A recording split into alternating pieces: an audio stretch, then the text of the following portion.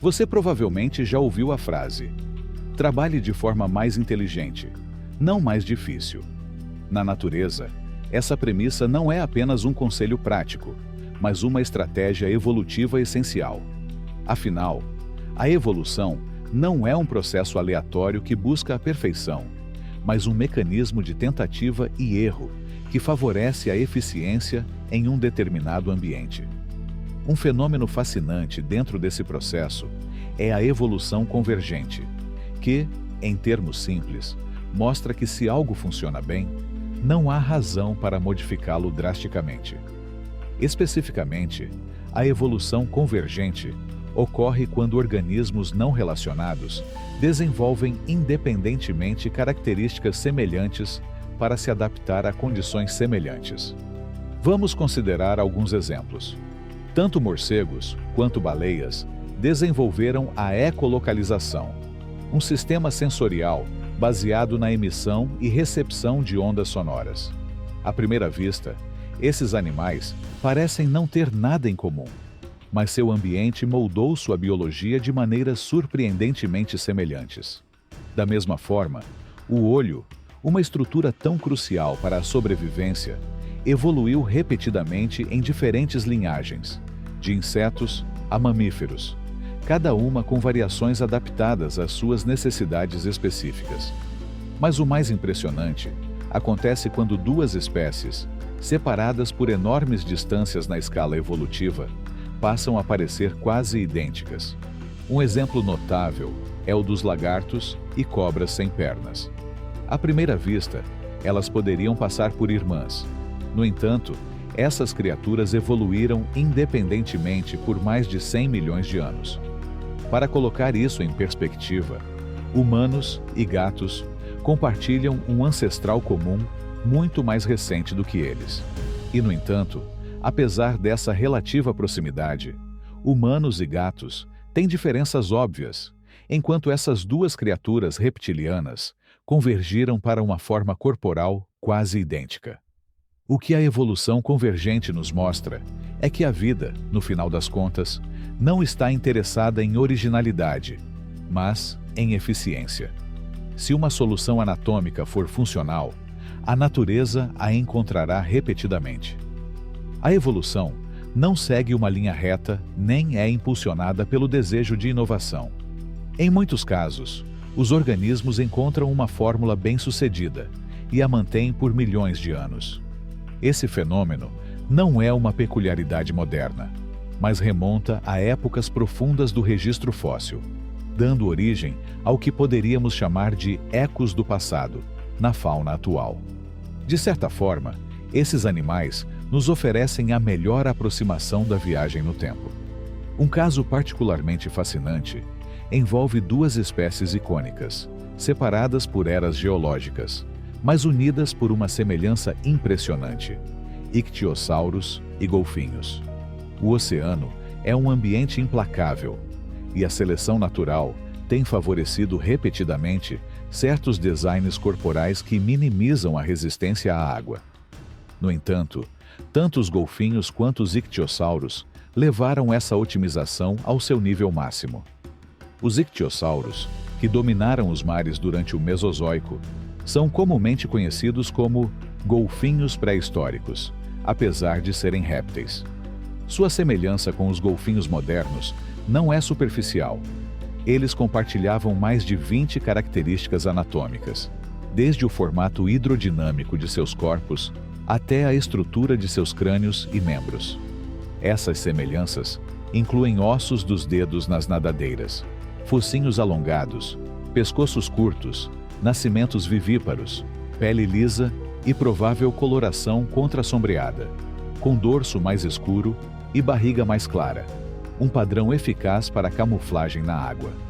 Mas talvez a descoberta mais surpreendente venha de evidências recentes que sugerem que os ictiossauros possuíam algo raramente encontrado em répteis marinhos: uma espessa camada de gordura subcutânea, semelhante à dos mamíferos marinhos modernos. Esse tecido, conhecido como gordura, é crucial para a regulação térmica e a flutuabilidade em águas frias. dando aos golfinhos modernos uma vantagem em seu ambiente aquático. O fato de os ictiossauros, separados dos mamíferos por centenas de milhões de anos de evolução, terem desenvolvido essa mesma característica sugere que, quando se trata de sobreviver no oceano, a natureza tende a replicar suas melhores estratégias. As semelhanças entre ictiossauros e golfinhos não terminam na aparência externa.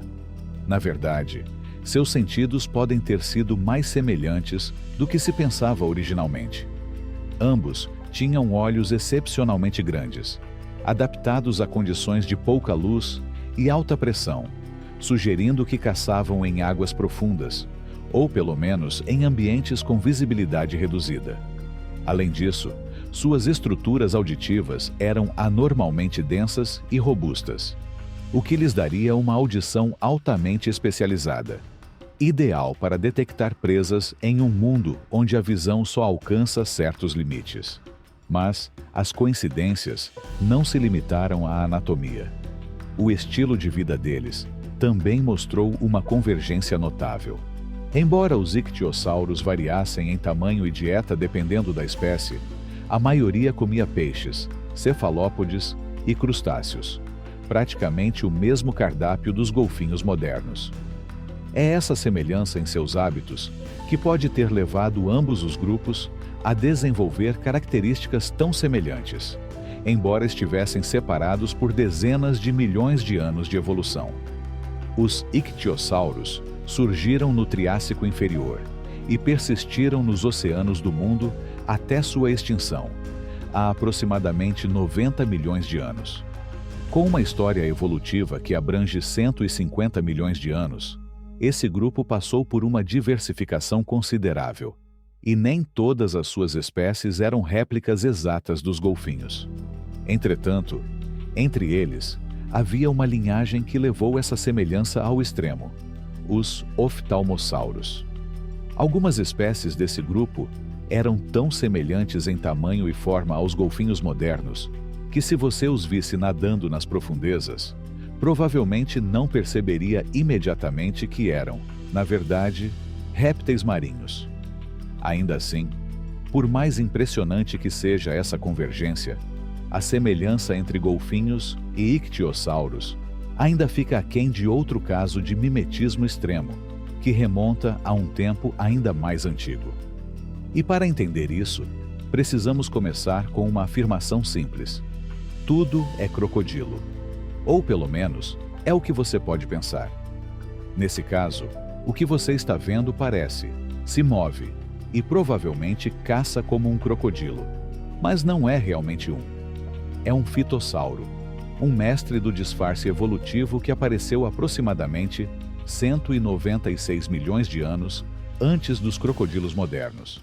Embora sua aparência fosse praticamente indistinguível da de seus equivalentes modernos, os fitossauros pertenciam a uma linhagem diferente dentro do grupo Archosauromorpha, parentes mais próximos dos dinossauros e crocodilos do que dos lagartos, cobras e tuataras. A natureza, ao que parece, encontrou nesse formato de corpo uma solução tão eficiente que decidiu usá-lo 2 vezes. Sim, mencionei crocodilos, mas o engraçado é que esses 2 grupos não são realmente relacionados. É parecido com o modo como os humanos são mamíferos, mas evolutivamente separados dos marsupiais por dezenas de milhões de anos. Mesmo grupos que podem parecer menos semelhantes aos crocodilos, como os herbívoros aetossauros ou os ágeis e bípedes Chanaresuchus, estão mais intimamente relacionados aos crocodilos modernos do que os fitossauros. E, no entanto, os fitossauros eram praticamente cópias vivas dos crocodilos, com corpos fortemente blindados, focinhos alongados repletos de dentes cônicos, pernas baixas e resistentes e caudas adaptadas para nadar. Tudo indica que eles levavam um estilo de vida semiaquático, muito parecido com o dos crocodilos modernos, reforçando uma ideia fascinante na biologia evolutiva. Quando uma estratégia funciona, a natureza tende a repeti-la, não importa quantos milhões de anos passem. Essa convergência entre fitossauros e crocodilos levanta uma questão interessante que vai além da paleontologia. Se vimos esse tipo de imitação evolutiva surgir independentemente na Terra, por que a mesma coisa não poderia acontecer em outros planetas com condições semelhantes? Se a evolução na Terra mostrou que certos designs corporais funcionam melhor em certos ambientes, então a vida extraterrestre pode não ser tão diferente da nossa. Apesar de quão incrivelmente semelhantes os fitossauros e os crocodilos eram em sua aparência externa e comportamento, os pesquisadores identificaram diferenças importantes entre os dois, embora a maioria delas não fossem visíveis a olho nu. Os fitossauros tinham tornozelos com uma estrutura óssea mais primitiva, uma armadura dérmica mais pesada, que se estendia ao longo do corpo, e não possuíam um palato secundário. Essa última característica é crucial, porque o palato secundário permite que os crocodilos respirem mesmo com a boca cheia de água ou presa. No entanto, é possível que os fitossauros tivessem algum tipo de palato mole que simplesmente não foi preservado nos fósseis. Externamente, a diferença mais notável era a posição das narinas, localizadas perto ou até acima do nível dos olhos. Em outras palavras, se você os visse nadando na água, dificilmente notaria a diferença. Este exemplo é, sem dúvida, o caso mais extremo de evolução convergente em relação aos crocodilos, mas, surpreendentemente, não é o único. Há outro caso, menos extremo na aparência, mas ainda mais desconcertante em termos evolutivos, e ele vem de um ancestral das baleias, o Ambulocetus. Sim, pode parecer difícil de acreditar, mas esse animal, que viveu há aproximadamente 47 milhões de anos, era um cetáceo anfíbio, não completamente aquático. Representou um estágio fundamental na transição dos mamíferos terrestres para a vida marinha e, curiosamente, em vários aspectos, assemelhava-se mais a um crocodilo do que aos seus descendentes modernos. Os pesquisadores acreditam que o Ambulocetus se comportava de forma semelhante aos crocodilos modernos. Ele espreitava perto da superfície da água e emboscava sua presa com uma mordida poderosa. Ele usava suas mandíbulas robustas para segurar animais grandes, provavelmente sufocando-os ou despedaçando-os. Um método de caça quase idêntico ao dos crocodilos modernos. Além disso, seus olhos eram posicionados no alto do crânio, permitindo que ele espiasse para fora da água sem ser detectado.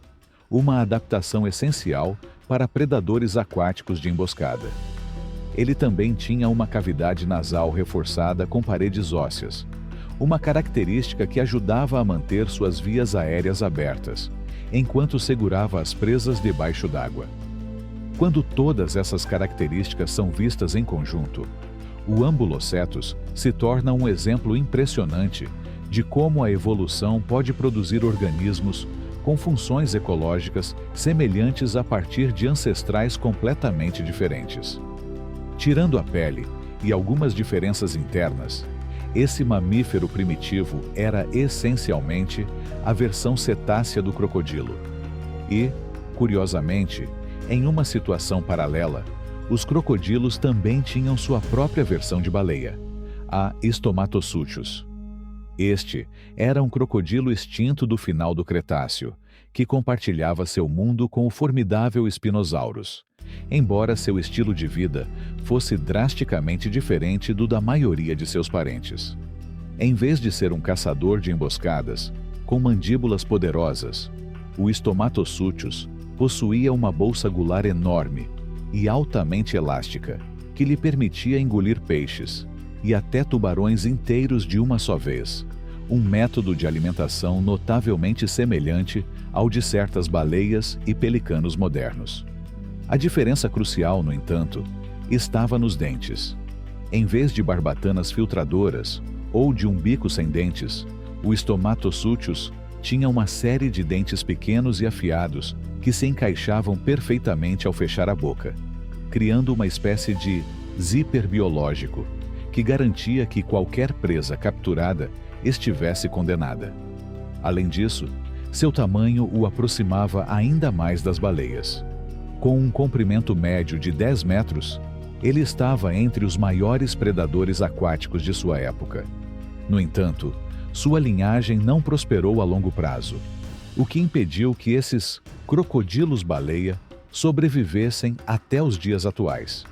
Embora o ambiente aquático pareça ter sido um ambiente propício para espécies que imitavam estratégias evolutivas, a convergência evolutiva não se limitou à água. Em terra firme, também encontramos exemplos fascinantes. Talvez a comparação mais marcante seja entre anquilossauros e tatus. À primeira vista, eles podem parecer muito diferentes, mas um olhar mais atento revela semelhanças notáveis, especialmente considerando a imensa distância temporal e evolutiva entre eles. Ambos desenvolveram uma armadura corporal quase completa, projetada para protegê-los dos predadores de sua época. E se estendermos a comparação para incluir tatus extintos, a semelhança se torna ainda mais aparente. Os gliptodontes, em particular, não apenas atingiam tamanhos impressionantes, comparáveis ou até maiores que alguns anquilossauros, mas também tinham estruturas defensivas em suas caudas semelhantes às do euoplocéfalo. Em essência, esses mamíferos blindados eram os equivalentes funcionais dos dinossauros blindados, provando mais uma vez que a evolução encontra soluções semelhantes para desafios comuns, independentemente de época ou espécie. Esse projeto se mostrou surpreendentemente bem-sucedido, permitindo que gliptodontes e outros mamíferos blindados prosperassem por milhões de anos, até que a chegada dos humanos à América do Sul marcou seu declínio e eventual extinção. No entanto, a evolução convergente não parou por aí. Além dos tatus, outros mamíferos também desenvolveram adaptações semelhantes às dos anquilossauros, demonstrando que a estratégia da armadura corporal tem sido uma solução eficaz ao longo do tempo. Um dos exemplos mais marcantes é o pangolim, um mamífero de aparência incomum que desenvolveu grandes escamas de queratina cobrindo todo o seu corpo. Essa defesa natural lembra a de certos anquilossauros, que, embora tivessem uma armadura extensa, não tinham uma clava óssea na cauda. Em ambos os casos, a evolução pareceu favorecer a proteção total do corpo como um escudo contra predadores, em vez de depender da velocidade ou da agressividade. Esse padrão recorrente na história da vida ressalta um princípio fundamental da evolução. Quando a sobrevivência está em jogo, a melhor estratégia pode ser simplesmente aumentar a defesa e deixar a natureza fazer o resto. Mas esse fenômeno não se limita apenas à defesa. Isso também ocorre no ataque, particularmente no caso de herbívoros, onde a evolução tem mostrado repetidamente que uma abordagem de atacar primeiro e perguntar depois costuma ser uma estratégia eficaz. Um exemplo notável disso é encontrado em elefantes e em uma criatura tão antiga que os mamíferos ainda não existiam quando ela habitava a Terra: as placerias. Este dicinodonte extinto viveu na América do Norte durante o período Triássico, aproximadamente 230 milhões de anos atrás. Sua característica mais marcante eram suas duas presas proeminentes, semelhantes às dos elefantes modernos. Embora muitos de seus parentes também tivessem presas, o que tornava as placerias únicas era o comprimento e a orientação de suas presas, que apontavam para baixo e desempenhavam funções comparáveis às dos elefantes: cavar em busca de comida, exibir-se a potenciais rivais e defender-se quando necessário. Além disso, apresentava dimorfismo sexual no tamanho de suas presas, com os machos desenvolvendo presas mais longas e proeminentes, enquanto nas fêmeas elas eram menores. Apesar de não atingir as dimensões de um elefante, Placerias ainda era um dos maiores herbívoros de sua época, com um peso estimado em cerca de 1 tonelada.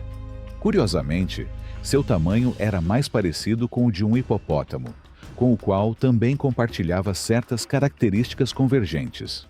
Acredita-se que esse antigo animal tenha passado uma parte significativa de sua vida em águas rasas e nas margens de rios, alimentando-se de vegetação e exibindo características anatômicas semelhantes às dos hipopótamos, como um pescoço robusto, membros poderosos e um corpo enorme em forma de barril. Isso torna ainda mais curioso que alguns elefantes pré-históricos também tenham semelhanças com hipopótamos, embora estes últimos sejam mais próximos das baleias do que de seus contemporâneos com trombas. Um exemplo fascinante disso é o Platybelodon, um proboscídeo extinto, cujo crânio e mandíbulas lhe davam uma aparência impressionantemente semelhante à de um hipopótamo.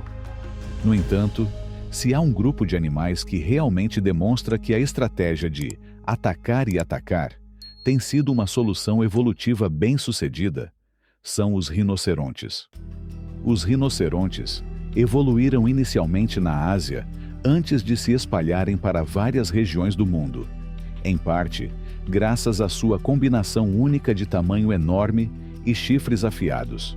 Seu chifre frontal, localizado no centro da cabeça e projetado para cima, permite que eles causem danos consideráveis, tornando-os adversários formidáveis, tanto para predadores quanto para rivais de sua própria espécie. Não é de surpreender, então, que ao longo da história evolutiva tenham surgido vários animais com morfologia semelhante. Um exemplo claro disso pode ser encontrado nos ceratopsianos, os famosos dinossauros com chifres do Cretáceo. Assim como os rinocerontes, seus chifres centralizados serviam para defesa, combate e exibição, cumprindo papéis ecológicos comparáveis aos de seus equivalentes mamíferos. No entanto, a semelhança mais impressionante com os rinocerontes não vem dos dinossauros, mas de outro mamífero, o Toxodon. Essa criatura extinta não só possuía um chifre curto no topo do crânio, mas também tinha uma estrutura corporal notavelmente semelhante à de um rinoceronte, com proporções e adaptações quase idênticas. Na verdade, seu esqueleto era tão semelhante que, antes que evidências de seu chifre fossem descobertas, alguns paleontólogos pensavam que o Toxodon era uma espécie de rinoceronte sul-americano. Mas é aqui que a história fica ainda mais fascinante. Ela não só não estava relacionada aos rinocerontes, como também evoluiu em um continente onde eles nunca existiram. Apesar de estar completamente isolado na América do Sul, o Toxodon desenvolveu um formato e um estilo de vida tão semelhantes aos dos rinocerontes que, se os dois tivessem coexistido, seria difícil dizer a diferença a olho nu. E o mais surpreendente é que isso não aconteceu num passado remoto. O Toxodon surgiu há aproximadamente 11 milhões de anos e persistiu até apenas 4 milhões de anos atrás, coexistindo com rinocerontes em outras partes do mundo. A evolução mais uma vez nos mostra que quando uma estratégia funciona, a natureza encontra uma maneira de repeti-la. Assim como os rinocerontes, acredita-se que o Toxodon usava seu chifre de maneira muito semelhante, embora em um ambiente radicalmente diferente. Em vez das savanas ou florestas secas que os rinocerontes modernos normalmente habitam, o Toxodon vivia em uma paisagem completamente diferente. Um enorme pântano que acabou desaparecendo do mapa. Seu mundo era dominado por rios caudalosos, lagos e vastas planícies inundadas, sugerindo que esse animal passava grande parte de sua vida na água, uma adaptação que lembra mais os hipopótamos do que os rinocerontes.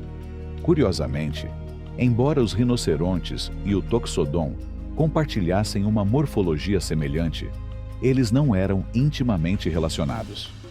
Na verdade, o Toxodon pertencia a um grupo extinto completamente separado, os Notongulata, uma linhagem de mamíferos placentários que se diversificou na América do Sul e evoluiu de forma independente por mais de 60 milhões de anos. No total, havia mais de 150 gêneros de Notongulata, o que significa que as semelhanças do Toxodon com os rinocerontes não eram as únicas coincidências evolutivas neste grupo. Um dos casos mais surpreendentes é o de Pachyrhicus, um membro dos Notongulata, que, à primeira vista, era indistinguível de um coelho. Este pequeno mamífero do Eoceno tinha todas as características que associamos aos coelhos modernos. Longas patas traseiras adaptadas para pular, cauda curta, dentes incisivos especializados para roer e, claro, as inconfundíveis orelhas alongadas. No entanto, apesar da semelhança impressionante, eles não tinham nenhuma relação próxima com os coelhos. Do ponto de vista evolutivo, o Pachyrhicus estava mais próximo das zebras do que dos lagomorfos, o que torna sua aparência ainda mais extraordinária. A única diferença notável entre o Pachyrhicus e um coelho moderno era seu possível hábito noturno. Os pesquisadores chegaram a essa conclusão com base no tamanho dos olhos, o que sugere uma adaptação à visão em condições de pouca luz. Mas, além disso, tudo indica que esse animal vivia em habitats e desempenhava um papel ecológico muito semelhante ao dos coelhos atuais. Mais uma vez, isso reforça a ideia de que a evolução não inventa soluções completamente novas todas as vezes, mas reutiliza as mesmas estratégias bem-sucedidas quando as condições permitem. É fascinante como a evolução pode levar a soluções surpreendentes, e um dos melhores exemplos disso pode ser encontrado nos marsupiais. Esses mamíferos, cujo ancestral comum mais recente viveu há mais de 140 milhões de anos, desenvolveram adaptações que, em muitos casos, imitam os mamíferos placentários de uma forma notável. Até mesmo marsupiais extintos mostraram padrões evolutivos que parecem ser cópias quase exatas de espécies placentárias, destacando a incrível flexibilidade da natureza. O tilacino, comumente conhecido como tigre da Tasmânia, é provavelmente o mais famoso desses exemplos. Este animal, embora geneticamente próximo de wombates e cangurus, compartilhava uma semelhança impressionante com canídeos, particularmente lobos e dingos. Seu crânio era quase idêntico ao de um lobo, tanto que a maioria das pessoas não conseguiria distinguir um do outro sem uma inspeção mais detalhada. Mas a coincidência não termina aí. Seus dentes e o formato do corpo também seguiam um padrão semelhante ao dos canídeos, tornando o tilacino anatomicamente mais parecido com um cachorro do que com um marsupial. Esse fenômeno, conhecido como evolução convergente, é um exemplo claro de como a natureza pode resolver problemas semelhantes de forma independente, usando caminhos diferentes. Embora o tilacino e os canídeos compartilhassem uma morfologia semelhante, em termos genéticos, o tilacino era muito mais próximo dos marsupiais australianos, como o wombate ou o canguru. Isso nos lembra que, no grande esquema da evolução, as aparências podem enganar. O que é realmente fascinante é como essa convergência evolutiva não se limita apenas ao mundo animal, mas também se reflete em nossos próprios relacionamentos. De fato, pesquisadores apontaram que os humanos são mais intimamente relacionados aos dingos do que aos tilacinos. Isso ressalta a importância das pressões ambientais. Na natureza, quando as condições são semelhantes, as soluções geralmente assumem formas surpreendentemente semelhantes, mesmo quando as espécies envolvidas estão separadas por milhões de anos de evolução. Um dos exemplos mais surpreendentes de evolução convergente envolve um dos animais mais facilmente reconhecíveis, as tartarugas. Seu formato característico e casco duro os tornam criaturas únicas. Mas o mais fascinante é que, apesar de sua singularidade, a natureza criou outras criaturas ao longo do tempo que não têm relação direta com as tartarugas, mas que, ainda assim, compartilham características semelhantes. Um exemplo claro disso são os placodontes, um grupo extinto de répteis marinhos que viveram durante o Triássico Médio e Final e que pertenciam à superordem Sauropterygia, grupo que também inclui os plesiosauros e os notossauros. Embora alguns placodontes não se parecessem muito com tartarugas, outros, como o Enodus, apresentavam uma semelhança impressionante. Esse réptil marinho tinha uma carapaça que lembrava a das tartarugas, com um plastrão na parte inferior e uma carapaça na parte superior que cobria sua parte média, deixando apenas a cabeça e a cauda expostas. Embora houvesse diferenças notáveis, como o casco do Enodus ser mais ósseo do que o de uma tartaruga, a estrutura básica e a função protetora eram quase idênticas. Esse tipo de proteção era essencial naquela época, pois as águas do planeta estavam repletas de predadores aquáticos gigantescos e perigosos, que representavam uma ameaça constante para qualquer criatura que não tivesse uma defesa eficaz. O que é realmente fascinante sobre esse caso é que os placodontes não foram os únicos membros dos Sauropterygia a desenvolver características semelhantes às das tartarugas. De fato, certos membros da família Saurosphargia também desenvolveram cascos e corpos muito semelhantes aos das tartarugas, apesar de não serem diretamente relacionados a elas. Esse tipo de convergência evolutiva destaca a extraordinária capacidade da natureza de encontrar soluções semelhantes para os mesmos problemas, mesmo em linhagens completamente diferentes. Se os placodontes, ou os saurosphargianos, não tivessem sido extintos, poderíamos ter tido um mundo com múltiplas espécies de criaturas semelhantes a tartarugas. Imagine um ecossistema povoado por diferentes tipos de tartarugas e criaturas semelhantes a elas. Nemo certamente teria adorado aquele mundo. Outro caso de evolução convergente surpreendente pode ser encontrado nas raias, que apesar de sua aparência única, têm um duplo que existiu centenas de milhões de anos antes delas: os renanídeos. Esses estranhos placodermos, embora não tenham nenhuma relação com as raias, compartilhavam com elas uma série de características surpreendentemente semelhantes. Os renanídeos viveram há cerca de 400 milhões de anos e, embora tenham se extinguido muito antes das arraias aparecerem durante o Cretáceo, é fascinante notar que ambos os grupos evoluíram para se adaptar de forma semelhante ao ambiente marinho. Assim como as raias, os renanídeos desenvolveram um formato achatado, semelhante a uma panqueca, que lhes permitiu se mover pelo fundo do mar com facilidade. Seus olhos ficavam no alto da cabeça, o que lhes dava visão para cima enquanto descansavam no fundo do mar, uma estratégia de sobrevivência surpreendentemente eficaz que compartilhavam com as arraias. Além disso, suas dietas eram notavelmente semelhantes, alimentando-se de pequenos organismos marinhos. E, assim como as arraias, eles tinham asas, que podiam mover com eficiência. A principal diferença, se alguém ousasse tocá-los, era que os renanídeos tinham armaduras leves e escamas no corpo, diferentemente das raias, que têm uma textura mais lisa, semelhante a uma lixa.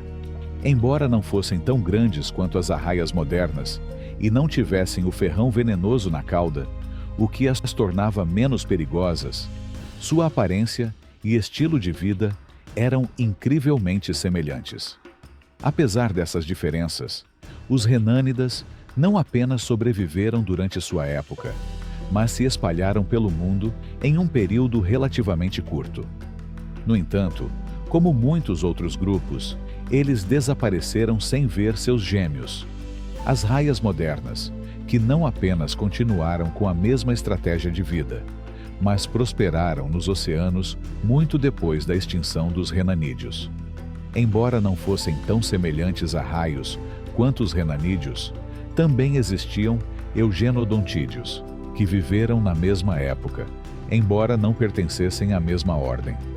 Esses animais tinham formas corporais um tanto semelhantes às das arraias, mas, para ser honesto, menciono-os principalmente por seus olhos grandes e esbugalhados e suas expressões de surpresa perpétua. Mas não se engane, esta não foi uma adaptação para deixar os animais fofos. Não, o que aconteceu foi que alguns desses animais tinham um tipo de design na boca que lhes permitia engolir rapidamente qualquer presa flutuando por perto, enquanto seus olhos peculiares provavelmente os ajudavam a detectar ameaças ou localizar comida. Seguindo a tendência da evolução convergente, não é de se surpreender que os tubarões não tenham ficado de fora dessa história fascinante. Se viajássemos para o Cretáceo, encontraríamos o Aquilolamna, uma criatura estranha com o que parecem ser asas, ou melhor, barbatanas. Esses animais, até onde sabemos, estavam confinados às águas ao redor do México, onde desenvolveram barbatanas longas e estreitas dezenas de milhões de anos antes das arraias manta. Além disso, eles adotaram uma dieta filtrada, o que os aproximou ainda mais das arraias. No entanto, diferentemente deles, o Aquilolamna não pertencia à ordem Myliobatiformes, à qual pertencem as raias, mas foi provisoriamente classificado como tubarão-cavala. Isso o torna mais próximo dos grandes tubarões brancos, ou mesmo do megalodonte, do que de qualquer arraia. A única pista que revela sua relação com as arraias é que, além das asas, seu corpo era mais parecido com o de um torpedo, como o dos tubarões-cavala. E outro fator que os diferencia é que eles provavelmente não voavam pela água batendo suas nadadeiras, mas em vez disso, usavam suas caudas para se impulsionar, enquanto suas nadadeiras funcionavam mais como planadores, permitindo que eles planassem e conservassem energia. Esse design se mostrou incrivelmente eficaz para eles, levando os pesquisadores a acreditar que eles só foram extintos após o evento KT, e que um design semelhante surgiu de forma independente milhões de anos depois, mostrando como a natureza pode apresentar soluções semelhantes repetidamente ao longo do tempo. Agora, milhões de anos é um longo período de tempo, mas não é nada comparado ao intervalo visto em algo que se assemelha a um animal muito próximo dos nossos corações: os macacos. O que você está vendo aqui não é um proto-macaco ou um ancestral primata perdido, mas sim uma criatura réptil semelhante a um macaco que evoluiu há 268 milhões de anos, durante o período Permiano, a Sumínia. Era bem parecido em tamanho com os macacos menores de hoje, mas o que realmente o tornava fascinante era que ele desenvolveu independentemente duas características bastante raras, ambas compartilhadas com os macacos: uma cauda preênsil que lhe permitia agarrar e segurar objetos e, ainda mais raro, polegares totalmente opositores, algo que também compartilho. Agora, vários animais têm caudas preênseis e dedos opositores, mas muito raramente um animal desenvolveu ambas as características. E o fato de que essas características evoluíram mais de 200 milhões de anos antes do surgimento dos macacos também é algo a se considerar. Além disso, há novas evidências sugerindo que ele também tinha dedos opositores nos pés, o que o tornava o mais próximo de um macaco réptil. E, como você pode imaginar, ele vivia muito como um macaco, usando seu kit de ferramentas para levar um estilo de vida altamente arbóreo nas árvores do Permiano, onde provavelmente se alimentava não de carne, mas de folhas, já que não tinha presas e tinha muitos dentes perfeitamente adaptados para cortar e processar folhas, enquanto suas mãos, pés e cauda o mantinham firmemente preso à árvore em que estava. A evolução convergente é incrível. Agora, devo dizer que, embora essa lista pareça extensa, é importante lembrar que exemplos surpreendentes são a exceção, não a norma. Mas isso novamente destaca como ambientes e nichos podem ser o fator mais importante em nossa aparência. E mesmo em casos menos óbvios, vemos quão prevalente é a evolução convergente. Por exemplo, considere o panda gigante, um grande predador que se alimenta seletivamente enquanto está em posição bípede. Nada muito louco, e ainda assim, você vê construções semelhantes em vários animais não relacionados com estilos de vida semelhantes, como o Megatherium, uma preguiça gigante, o estranho Chalicotherium, e até mesmo dinossauros como o Therizinosaurus, que, como os outros, tinha garras longas, que podem tê-lo ajudado a arrancar folhas de galhos, assim como pandas, preguiças e chalicoteres. E toda essa convergência faz você se perguntar: se nada tivesse sido extinto, o mundo realmente seria tão diferente do que é agora? E a resposta é: quem sabe? Se você ficou tão surpreso quanto eu, não se esqueça de se inscrever em nosso canal para mais conteúdo fascinante sobre evolução e natureza.